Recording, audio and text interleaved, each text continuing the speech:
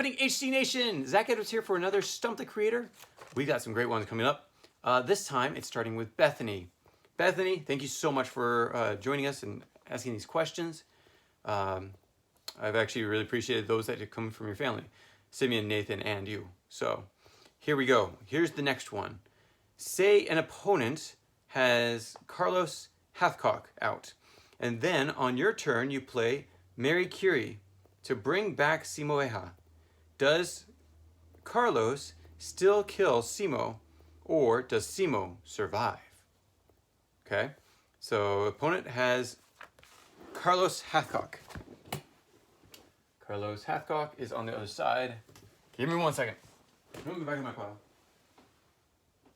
Carlos Hathcock. Wow. Here we go. Carlos Hathcock. Okay, it says, hold. After Hathcock is played, the next sniper placed in your opponent by your opponent is automatically taken out, discarded by Hathcock, even into interrupt. Okay, so then we say you have Simo Häyhä. So warrior. Going back to Simo Häyhä. Says Häyhä can kill up to a total of 2 characters while in play. Okay, it's not, his ability doesn't really apply too much because now she's asking about Mary Curie. Mary Curie. Oh, where was she? She was right here. Am I missing her? Or is she on the backside? Holy cow! I haven't had so many times on the backside. Let me find her. Okay, going to the backside, we have Mary Curie, who does or does not exist. She does! There she is. Mary Curie. This card says, choose once. Retrieve one person character card from the discard pile, or prevent one person character card from being discarded. Yeah, so if she's in play, oh, and this is the 2.0 card, or the 1.0 card.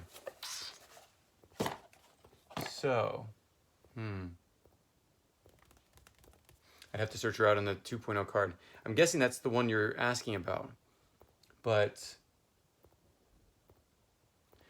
is it? Okay, so this says choose and once. So, you can only imagine it would be on a hold, because it's a choose and once. Retrieve one person or prevent them from going into the discard. Again, going back to Carlos Hathcock. Where is he? After Hathcock is played, the next sniper placed by your opponent is automatically taken out, discarded, by Hathcock, even in interrupt. Okay, but if you play Marie Curie, then automatically she would win, right? She's the one that's stopping his ability from working, and she prevents him from going to the discard. So it's not an interrupt, which is great because it says except for an interrupt, or even an interrupt. So yes, Bethany, I think that's exactly what needs to happen. Does Carlos still kill Simo, or does Simo survive? Simo survives, because even if he was sent to the discard and then brought back, I think your opponent is going to want to prevent that person from coming back, because Mary Curie would just grab him, bring him back, and if he hits the discard pile, his abilities renew, so he can actually shoot 2 more, or snipe 2 more people. So yes, you're going to want to. The opponent is going to want you to prevent him from going to the discard. But again, if he goes to the discard, you can pull him out again, and yeah, he's more powerful then. So you choose. Okay, moving on to the next one. Her fifth question. If on your turn you play Joseph Smith Jr. and someone decreases your morale when you're less than 700 morale points, does Joseph stop the morale losing, or does he just stop the losing morale when you're at 700 morale or higher?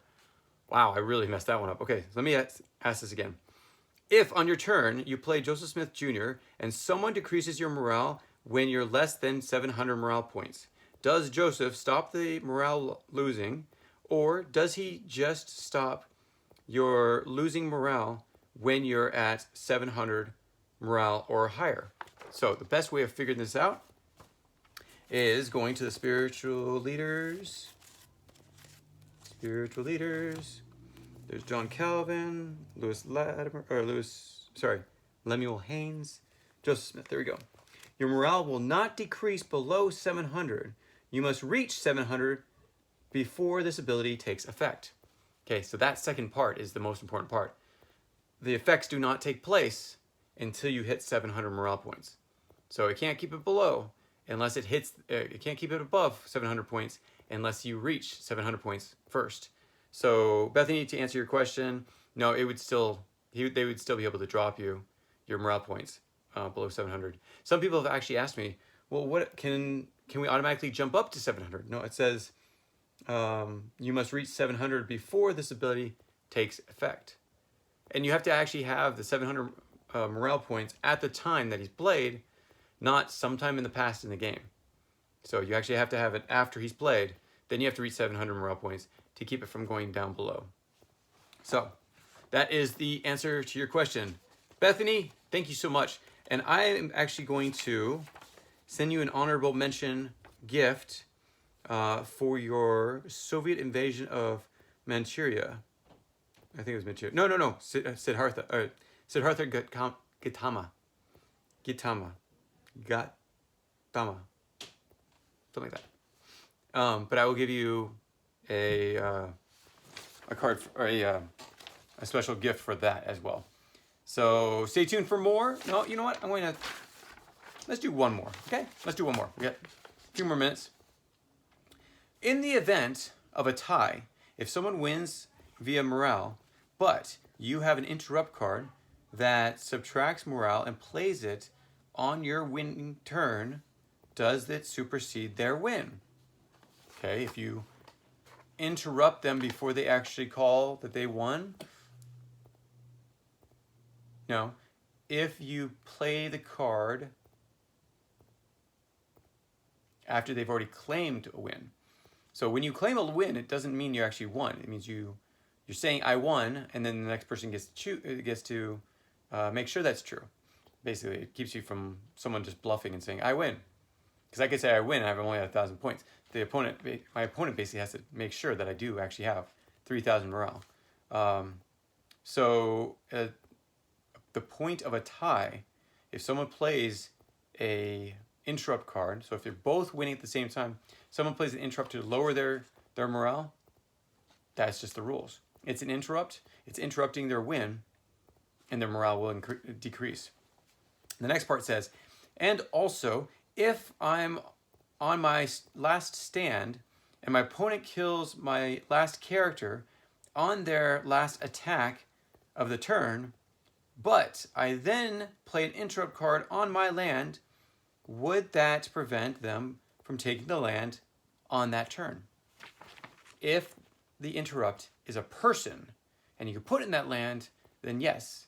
Then you would have two people before that person was actually lost, because you have to play it before the person takes out that person. Yeah. Let's see. Also, if I'm on my last stand and my opponent kills my last character on their last attack of the turn, but I then play an interrupt card, so you're interrupting their final movement on my land, would that prevent them from taking the land of that on that turn? Yes, it would. It would interrupt that action from happening. So I hope that makes sense. That should make sense. Ultimately, interrupts are always played before the action fully takes effect. So this was provided to you by a pretty big fan. Sweet! Connor! Thank you so much for sending in this question. And I appreciate it. It's a good try. But try next time. Keep coming. I want these questions. Everyone, please send in your questions, and I will answer them. And if I get stumped, I will give you a big prize. If I don't get stumped, but it's an honorable mention, I'll send you another prize. So, I mean, it's hard to lose. You just have to try a few times before actually getting it. But think creative and make sure your questions are about the game, not Hiawatha's brother. I don't know who Hiawatha's brothers are, but that's not part of the game, so that's not a stump. But good try. Good try. Anyways, thank you so much for joining us, and we'll catch you next time. Take care. Bye. If you have any comments or questions, add them to the comments below. Otherwise, we'll see you tomorrow, actually. Take care. Bye.